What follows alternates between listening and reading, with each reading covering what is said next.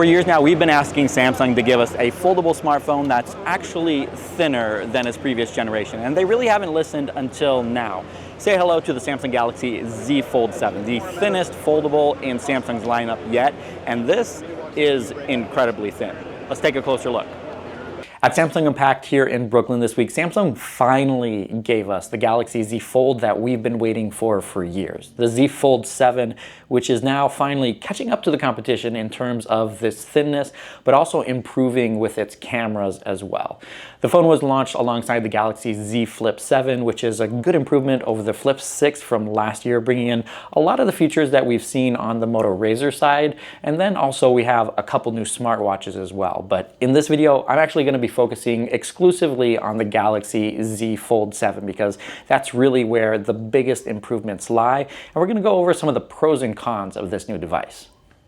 As you'd expect, the most obvious pro for this device is definitely the thinness here. And Samsung's engineers have done a lot of work to make this phone as thin as possible. Just 8.9 millimeters thick when the phone is folded up, which means it's honestly no thicker than a traditional smartphone. If you put it side by side with the Galaxy S25 Ultra, they're about the same thickness. And then when you unfold it and show off that internal display, it shrinks down to 4.2 millimeters, making it the thinnest foldable that Samsung's ever done by a long shot.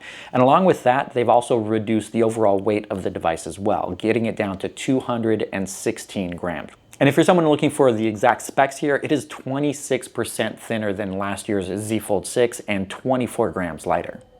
If you are someone who likes smaller devices, this one's not going to be a pro for you, but I think this actually moves things in the right direction, and that's the increased screen real estate that you get on this phone on the exterior display and the interior one as well. The exterior one is growing to 6.5 inches, and it's actually 5 millimeters wider this time around, making the aspect ratio a little bit better than what you've gotten on previous generations of the Fold series. And then that internal display is going up to 8 inches, giving you a lot more room to multitask with that larger display on the inside. Since having a larger display is honestly the real draw of having a foldable device like this, it's nice to see that the interior display is getting bigger this time around, and that aspect ratio makes it a lot more usable than what we've seen in the past. So if you are someone who loves multitasking, you're definitely going to like the new layout with this Fold 7.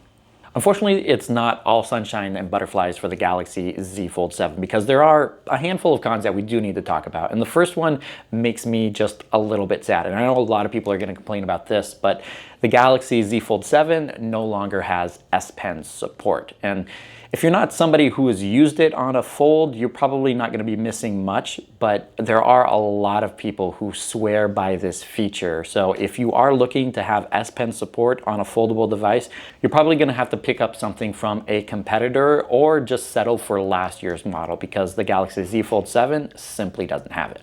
But let's get back to the pros list because this one here is definitely important. This phone is powered by the Snapdragon 8 Elite, which makes the Galaxy Z Fold 7 just as powerful as the S25 series that launched earlier this year. Now, we're not sure if performance is going to match those devices just because the thermals are a little bit different, or honestly, a lot different with a phone being this thin.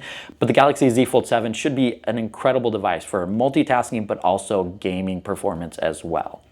And then of course we have the cameras, which I think are going to make a huge improvement on this device when compared to previous generations. As you probably saw with some of the teasers that Samsung had with the Galaxy Z Fold 7, they were using the word Ultra in there. And that's not because we were getting a Samsung Galaxy Z Fold 7 Ultra, but because this phone is actually bringing in the camera, the 200 megapixel sensor from the Galaxy S25 Ultra, which can deliver some incredible photos and videos. Now, one thing to note, this is not going to be the same exact setup that we get on the Galaxy S25 Ultra because the lenses on this have changed in order to make it fit into the body of the Galaxy Z Fold 7. So the optics might be a little bit different, even though the sensor itself should be able to deliver some incredible shots.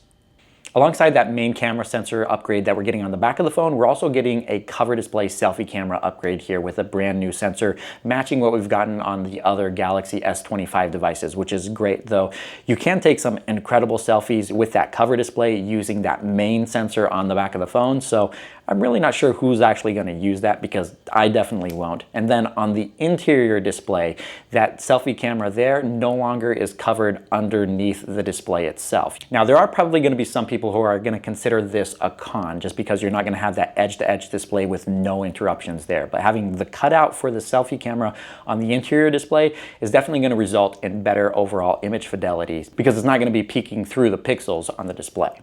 Next up on my list is the battery here, and we're looking at a 4,400 milliamp hour cell, and I think this actually deserves to be in the cons category, even though it's the same size of battery that we got on last year's Galaxy Z Fold 6, and this phone is a whole lot thinner. But the fact that a lot of OEMs have switched over to silicon carbon batteries, allowing up to 15 to 20% extra battery capacity inside the same footprint, if Samsung would have moved in that direction, we could have looked at a 5,000 milliamp hour battery, which would have been a huge improvement here with the larger displays that we get on the cover display and the interior display on this device, which could have added an extra hour to hour and a half of screen on time with this device, so that you can use it all day long without even worrying that the battery is getting low. Now, I do have another con on my list, and this one is still related to the battery in some way, and that's the charging speed, with it limited to just 25 watts, which I have to say is incredibly slow and honestly really unacceptable for a flagship tier device in 2025. A lot of other OEMs are charging their foldables even at 55 watts all the way up to 90 watts, allowing them to charge from 0 to 100% in 45 minutes to an hour. This device is probably going to take at least an hour and 20 minutes if the battery is completely depleted. And that brings us to the final con on my list for the Galaxy Z Fold 7, and that is the price, $1,999, which is absolutely insane. Yes, you are getting a phone that can do some incredible things. You get an 8-inch display on the inside and a regular phone on the outside, and a device that's as thin as most other smartphones are. But even if you are the type of person who's going to be using every last feature that this smartphone has to offer, you still have to have the money in order to pay for it. And I just don't think there's that many people who can shell out $2,000 for a smartphone. But let's wrap things up with one final pro, and that's the fact that this phone is running Android 16 right out of the box, which means you're not going to have to wait a couple of months after the phone launches in order to get that Android 16 update. It's there, pre-install, ready to go. And that's going to do it. Let me know what you think of the Galaxy Z Fold 7 down in the comments, and whether or not you're going to be buying one for yourself, because as I mentioned, there are a lot of pros, but also some cons to consider as well. But I do think this is a great upgrade over last year's phone. So if you're interested in last year's and didn't buy it yet, this one here might be the one for you. Thank you guys so much for watching, and I'll catch you in the next one.